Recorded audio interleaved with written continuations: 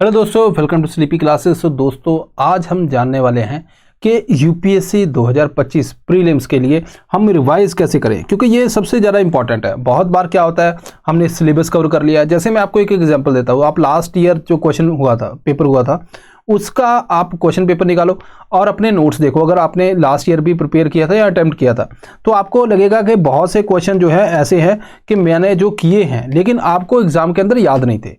It means कि आपके पास syllabus है, सब कुछ है। अगर आपको ये लगता है कि जो क्वेश्चन हैं, अगर आपके सिलेबस जो आपने कवर किया, आपके नोट्स हैं, उसके हिसाब से वो आप पेपर क्लियर रख कर देते, तो इट मीन्स कि यहाँ पे आपने कितना पढ़ा है वो सफिशिएंट है, उसमें कोई दिक्कत नहीं है। दिक्कत कहाँ पे है दोस्तों? दिक्कत है रिवीजन के अंदर। तो हमने रिवाइज नहीं किया। अब रिवीजन के कुछ यहाँ पे इश्यूज आते हैं, रिवाइज करते टाइम कुछ इश्यूज आते हैं, उनके बारे में देख लेते हैं।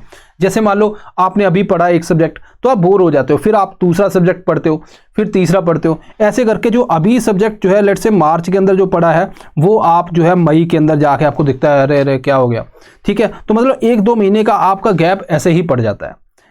अब इसमें क्या होता है कि हमें थोड़ा सा ना वो हो जाता है कि छोड़ो ना यार, नया पढ़ते हैं, नया पढ़ने में मजा आता है, तो इसीलिए हम रिवाइज नहीं कर पाते। सबसे ज़्यादा डिफिकल्ट ही होता है।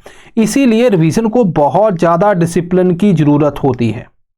ठीक है, अगर मैं कुछ आपको फैक्ट बताऊं कि हमारे ब्रेन का काम कैसे है, आप समझो कि इतनी ज़्यादा इंफॉर्मेशन हम हर रोज जो है इधर से देख रहे हैं सारे, हम उसको है ना, मतलब कोई भी इंफॉर्मेशन आपने देखी तो वो आपके दिमाग तक तो चले गई है ना। आपने उसको कुछ जाके बोला नहीं बोला, उसकी बात नहीं है, आपने जो देखी दिमाग तक चलेगी। अब ब्रेन क्या वो सारी इंफॉर्मेशन स्टोर कर देगा? ऐसे तो होगा नहीं। ठीक है, तो फिर क्या करता है ब्रेन एक सिस्टम यूज करता है। वो क्या कहता है कि ऐसी इंफॉर्मेशन जिसको आप बार बार विजिट कर रहे हो, ठीक है, बार बार आप विजिट कर रहे हो, वो मैं समझूंगा कि भाई ये इंपॉर्टेंट है, सर्वाइवल के लिए इंपॉर्टेंट है, तो उसको वो रखता है, तो उसी को छोड़ देता है। जैसे आप कोई घर है, ठीक है, आप जैसे अभी क्या होता है कि आप मोबाइल नंबर है, मोबाइल नंबर पहले क्या होते थे, उंगलों पे ऐसे याद होते थे कि इसका नंबर क्या है, उसका नंबर क्या है, क्योंकि उस टाइम पे दिमाग को सिग्नल था कि भाई तेरे पास यही है मौका, है ना, ये नंबर याद रखने, इमरजेंसी में जरूरत पड़ सकती है। अभी क्या है, मोबाइल के ऊपर ही सारे है, तो दिमाग को हम सिग्नल ही नहीं भेजते, वो याद ही नहीं करता।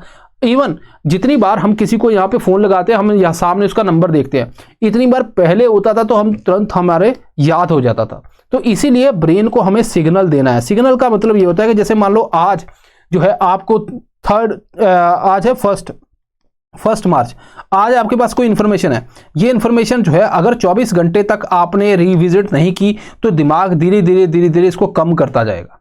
ठीक है, देन और ज्यादा फिर कम हो जाएगी, बिल्कुल ही वॉश आउट हो जाएगी। मतलब कि अगर आज कुछ आपने पढ़ा है, आप उसको 1.5 महीने बाद कुछ हाथ लगा रहे हो, तो वो जब आज अगर उसको 30 मिनट लगे हैं तो वहां पे में भी आपको जो है 1.5 घंटा लग जाए।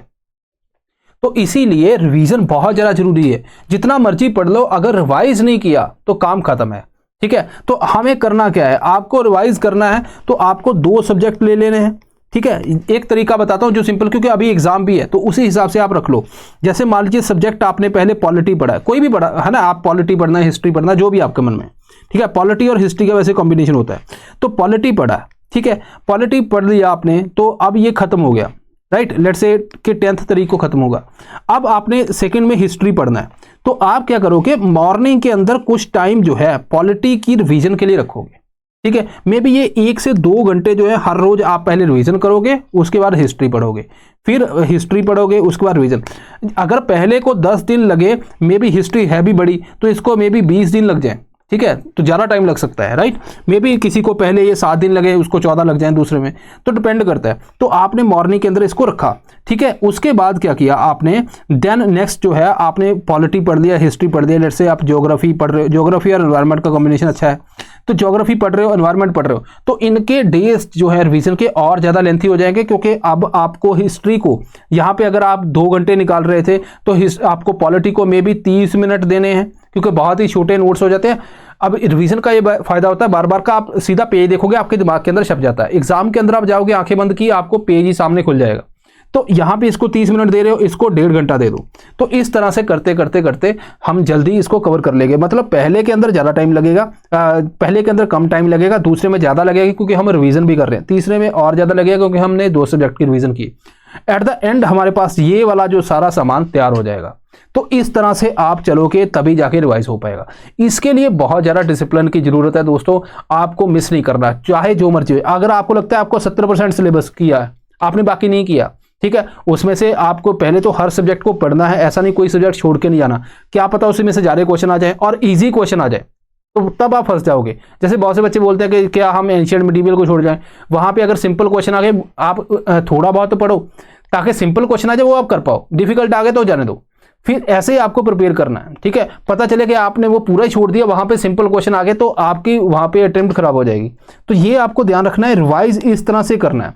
कोशिश करो मॉर्निंग के अंदर रिवाइज करो। कुछ जैसे मान लीजिए एंशिएंट मिडीवियल या कुछ फैक्ट है, दूसरी बात है कि फैक्ट को अलग कर दो, ठीक है, फैक्ट्स को अलग कर दो।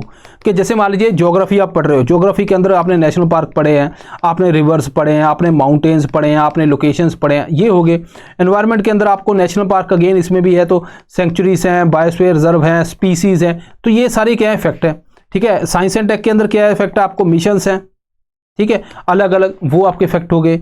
देन अगर आप देखोगे पॉलिटी के अंदर जो बॉडीज़ हैं वो फैक्ट हो गए, उनकी क्या क्या क्राइटेरिया है, क्वालिफिकेशन और ये सारी चीज़ें वो आपके फैक्ट हो गए। आर्टिकल्स हैं, शेड्यूल्स हैं, तो ये आपके फैक्ट हो गए। फैक्ट को अलग कर दिया, बाकी बचा क्या सामान अपने पास, कंसेप्ट को पढ़ते जाओ। आपको 2 से 3 रिवीजन के अंदर ये काम हो गया, निपट गया।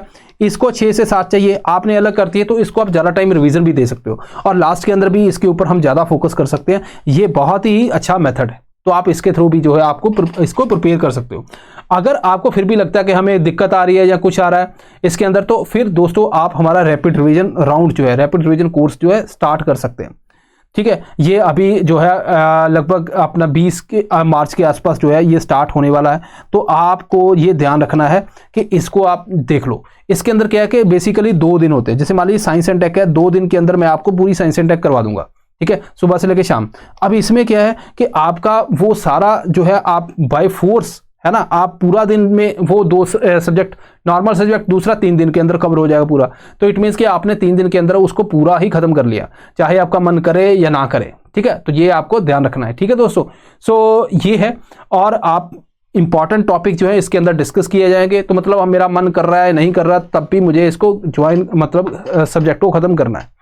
तो ये है, इसमें आपको कोई दिक्कत आती है मेंटोरशिप और ये सारी आप सॉल्व करेंगे और आप इसके रैपिड 500 जो है आप यूज़ करके आप यहाँ पे डिस्काउंट भी ले सकते हो, ठीक है दोस्तों। आप इस साइट पे विजिट करो या फिर यहाँ पे जो है यहाँ पे कॉल करो या साइट पे विजिट करो, जैसा भी अगर आपको लगता है कि आपको इसको यूज़ करना चाहिए इस अपॉर्चुनिटी को, तो आप ज़रूर यूज़ करो।